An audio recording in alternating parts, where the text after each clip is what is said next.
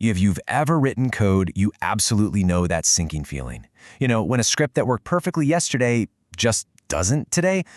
Well, unexpected errors are just a fact of life for us developers. But what if I told you there's a really powerful way to manage all that chaos? Okay, let's get right into it. I mean, you've been there, right? Everything's running smooth, your logic is totally sound, and then bam, the whole thing just stops dead. No warning, no nice little exit message, just a hard crash. It's so frustrating. It's a terrible experience for your users, and it leaves you digging through lines and lines of code. And that's the exact problem we're going to tackle. So to really understand the solution, first we have to get to know the villain of our story. I want you to imagine your code is like a high-wire acrobat performing this really complex routine. Everything looks fine, but there's this unseen danger just waiting. And that danger? It's the runtime error. Now, this isn't like a typo that your editor catches before you even hit run. No. A runtime error is our acrobat actually slipping in the middle of the performance. It could be anything, really. Maybe it tries to connect to a database that's offline, or read a file that isn't there, or, the classic divide by zero. It's that unexpected thing that your script just was not ready for. So how do a lot of us start out coding? Come on, be honest. We write our script and we just kind of hope for the best, right? This is exactly like sending our high-wire acrobat out there to perform with no safety net below. We're just assuming every single step will be perfect. In our minds, the path is always this perfect, clean sequence. Step 1, Step 2, success. But in the real world, just one unexpected slip, one single runtime error, and the whole show comes to a crashing halt. It makes our programs really brittle, One tiny failure causes a total catastrophe. But right here, this is the turning point. What if our acrobats knew they might slip? What if instead of just hoping they wouldn't, we could actually have a plan for the fall itself? I mean, this completely changes the game. It takes you from a place of fear to a place of preparation. And this is where we bring in our hero, the safety net. And in the world of programming, that safety net has a name. It's called the try-catch block. It's a structure that's designed for one specific thing, to handle those unexpected falls with grace and control. I absolutely love this quote because it gets right to the heart of it. Here's the most important thing to understand.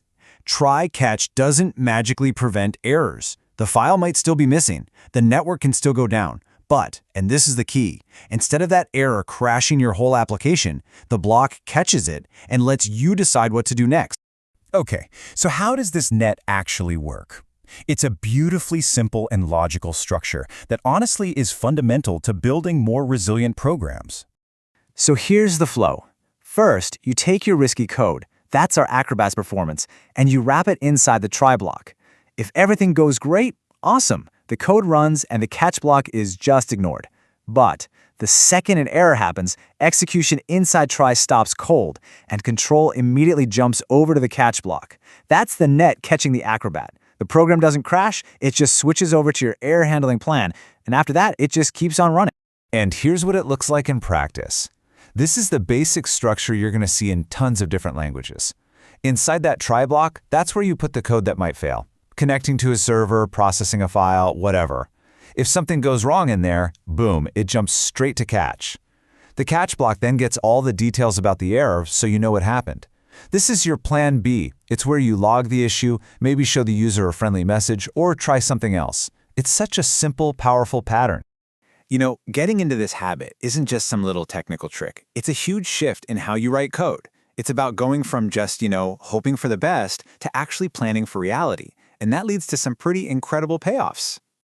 The payoff here is just immense. For one, it stops your apps from just crashing out of nowhere, and that builds trust with your users. Instead of a broken program, they get a helpful message. It also makes your life as a developer way easier.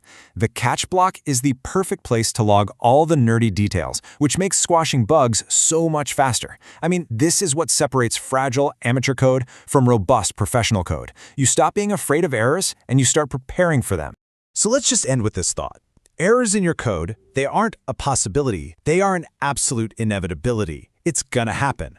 So the real question that defines your skill as a developer isn't whether you can write perfect error-free code, because nobody can. It's whether you're prepared to gracefully catch the fall when it happens. When you build your own safety net, you're ready for anything.